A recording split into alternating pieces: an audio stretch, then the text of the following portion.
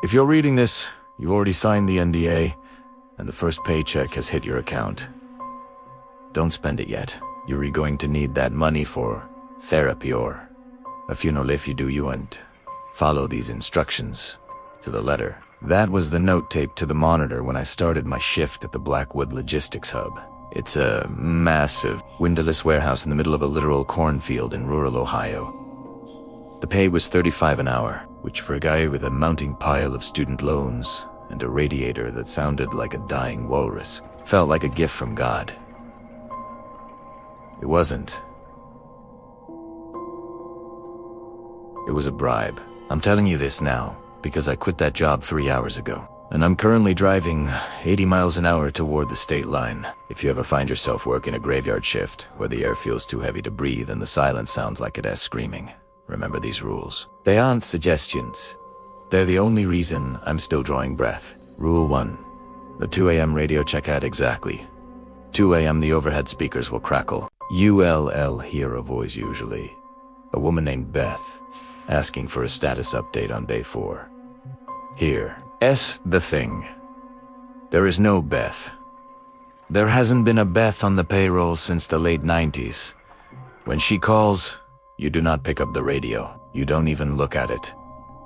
You walk to the break room, pour yourself a cup of the burnt, sludge-like coffee, and whistle. It doesn't matter what tune, Twinkle, Twinkle, Little Star, a Taylor Swift chorus, whatever. Just make noise. The thing that's using Beth's voice hates music. It reminds it of being alive, and it finds it offensive. If you stay silent, the radio won't stop crackling, and eventually, the voice won't be coming from the speakers. It'll be coming from right behind your left ear. Rule 2.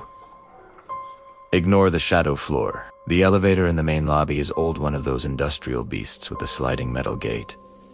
Most nights, it works fine, but every once in a while, it'll stop between the 2nd and 3rd floors. The doors will creak open, revealing a floor that isn't on the blueprint. It looks like the rest of the warehouse, but the lighting is wrong. Everything is bathed in a sickly, bruised purple hue. You'll see people moving around in there. They look like co-workers. They might even wave at you. One guy, I swear, looked exactly like my cousin Vinny, who moved to Vegas 3 years ago. Do not get off. Do not even acknowledge them. Reach out, press the close door button repeatedly, and stare at your shoes. If you make eye contact with the manager standing in that purple light, he'll ask you to come in for a performance review. Trust me, you don't want to know what their severance package looks like. Rule 3. The scratch in the vents. Around 3:15 a.m., the HVAC system starts acting up. You'll hear a sound like someone dragging a bag of wet gravel through the ductwork. It's loud, rhythmic, and it follows you from room to room. My first week I thought it was raccoons.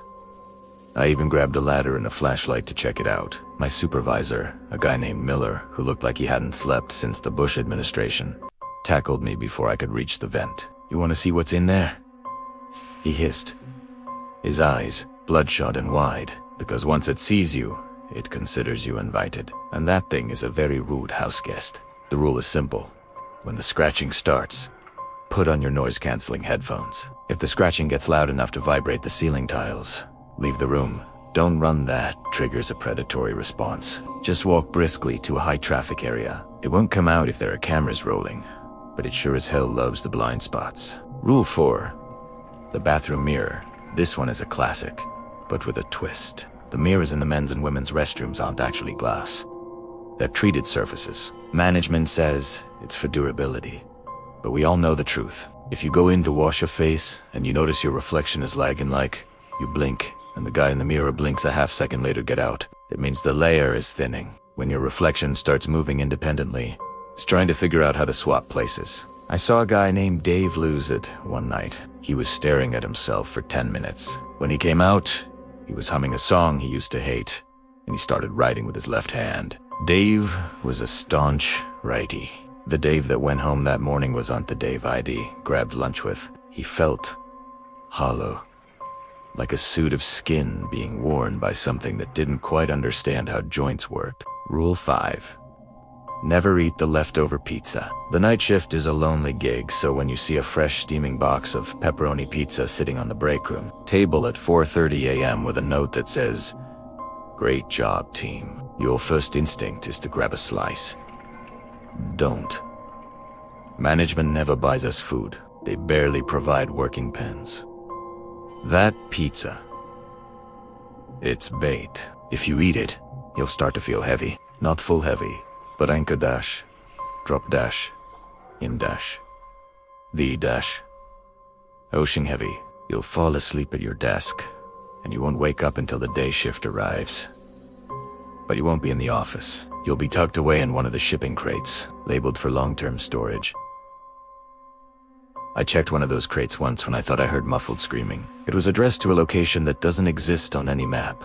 The return address was just a series of coordinates in the middle of the Atlantic Ocean. Rule 6. The man in the yellow vest, you'll see him occasionally. He looks like a standard safety inspector.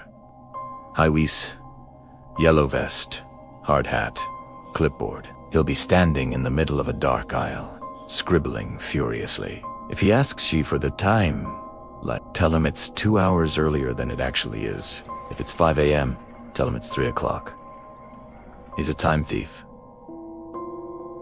If you give him the correct time, he takes those hours from your life. You'll blink, and suddenly you're 70 years old, gasping for air on the warehouse floor, while he walks away looking a little younger, a little more vibrant. I told him it was midnight once when it was actually 4 a.m. He looked at his clipboard, frowned, and vanished into thin air. I felt a surge of energy like I'd just downed 5 Red Bulls. I think I won back some time that night, but I wouldn't gamble on it again. Rule 7. The sunrise exit, the most important rule of all. You must be outside the building before the sun fully clears the horizon. There's a 3-minute window where the night shift ends and the day shift begins. In those 3 minutes, the building resets. The geometry shifts. Hallways that were 100 feet long suddenly shrink to 10. Doors lead to places they shouldn't. If you're still inside when the reset happens, you become part of the architecture. Have you ever noticed how some warehouses have weirdly shaped pillars or bumps in the drywall that look suspiciously like a human shoulder? That's Miller. That DC. Dave. That's everyone who thought they could finish just one more report before clocking out. I'm looking in my rearview mirror now. The sun is coming up over the fields. And for the first time in 6 months, I don't feel like someone is standing directly behind me. But as I reached for my coffee in the queue folder, I noticed something. There's a yellow safety vest sitting in my back seat. I didn't put it there. And on the radio, through the static of the local pop station, I can hear a woman's voice. Status update on Bay 4. Please, I'm not stopping until I hit the coast. If you see a job posting for Blackwood Logistics, no matter how much they offer, no matter how desperate you are, keep scrolling.